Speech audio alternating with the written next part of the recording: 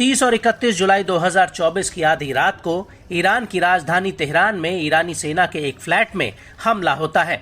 इस हमले में हमास का मुखिया इस्माइल हानिया मारा जाता है। हानिया ईरान के नए राष्ट्रपति मसूद पेजेश्कियन के शपथ ग्रहण समारोह में हिस्सा लेकर अपने सीक्रेट फ्लैट पर पहुंचे थे। तभी वहां पर जोरदार ब्लास्ट होता है, जिसमें हानिया की मौत हो जाती है।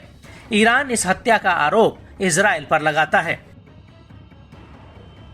और हानिया की मौत के बाद हमास की कमान याह्या सिनवार के हाथों में आती है। लेकिन इस घोषणा के बाद से ही याह्या सिनवार अंडरग्राउंड था।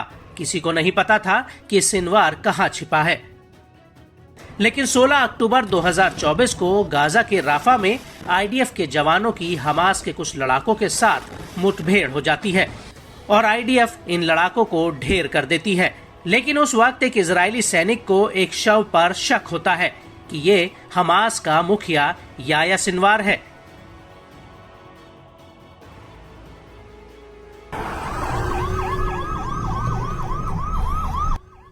और इसके बाद उस शव को यरूशलेम ले जाया जाता है, जहां पर उस शव के डीएनए सैंपल को याह्या सिनवार के सैंपल से मैच किया जाता है। और हैरान करने वाली बात यह है कि ये सैंपल मैच हो जाता है।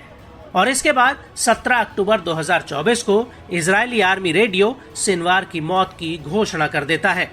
लेकिन बड़ा सवाल यह है कि आखिर याह्या सिनवार इजराइल के लिए इतना अहम क्यों था और उसे मारना इजराइल के लिए हमास के ऊपर एक बड़ी जीत क्यों है।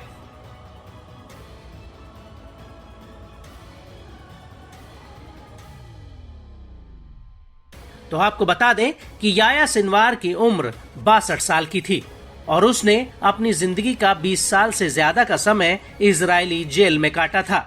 सिनवार को इजराइल के ऊपर हुए 7 अक्टूबर 2023 के हमले का मास्टरमाइंड माना जाता है। सिनवार इजराइल का नंबर 1 दुश्मन था। सिनवार का जन्म 1962 में खान यूनिस के एक रेफ्यूजी कैंप में हुआ था। सिनवार को 1980 के दशक के शुरुआत में कई बार इजराइल विरोधी गतिविधियों में गिरफ्तार किया गया था। उसने गाजा में इस्लामिक यूनिवर्सिटी से ग्रेजुएशन की थी और उसके बाद से ही सिनवार ने इजराइल के खिलाफ हथियार उठा लिए थे। सिनवार ने ही अल कासिम ब्रिगेड को बनाया था, जो बाद में हमास की सैन्य शाखा बन गई। सिनवार ने 1987 में हमास का दामन थामा था। सिनवार को 2 इजरायली सैनिकों और इजराइल के 4 फिलिस्तीनी जासूसों की हत्या के आरोप में गिरफ्तार किया गया था।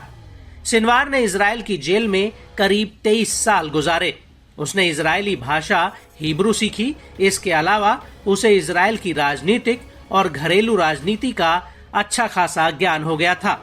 साल 2011 में इजरायली सैनिक गिलाद शालित की रिहाई के बदले इजराइल ने सिनवार को रिहा किया था। गिलाद शालित को हमास ने अगवा करके बंदी बना लिया था और इजरायली जेल से रिहा होने के बाद सिनवार एकाएक हमास की टॉप लीडरशिप में शामिल हो गया। साल 2012 में सिनवार की हमास के राजनीतिक ब्यूरो में एंट्री हुई और उसे अल कासिम ब्रिगेड का कोऑर्डिनेशन का मुखिया बनाया गया।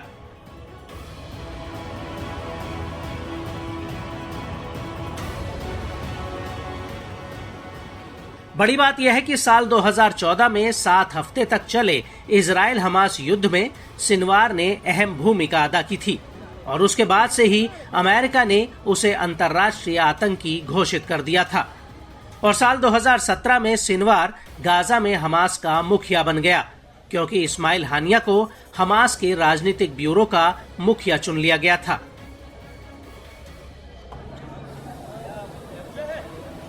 हालांकि सिनवार इस्माइल हानिया की तरह दुनिया भर में घूम घूम कर भाषण नहीं देता था।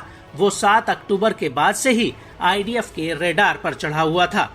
सिनवार ने आखिरी बार साल 2021 में वॉइस न्यूज को एक इंटरव्यू दिया था, जिसमें उसने कहा था कि फिलिस्तीनी युद्ध नहीं चाहते क्योंकि इसकी ऊंची कीमत है।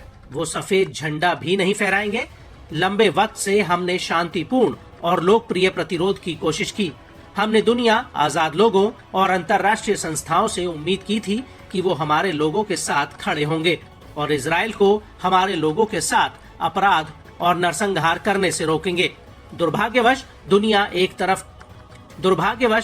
एक तरफ इसे खड़ी होकर देखती रही।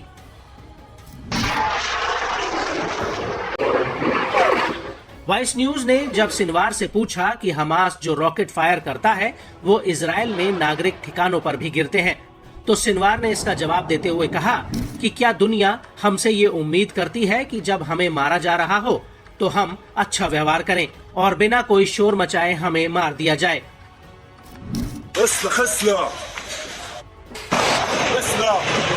आपको बता दें कि इजराइल के खिलाफ मुखर विरोध को लेकर सिनवार को जाना जाता है, लेकिन उसकी मौत से हमास संभल पाएगा या नहीं, ये तो आने वाला वक्त ही बताएगा। वहीं अमेरिका ने भी माना है कि सिनवार की मौत से गाजा युद्ध को खत्म करने में आसानी होगी।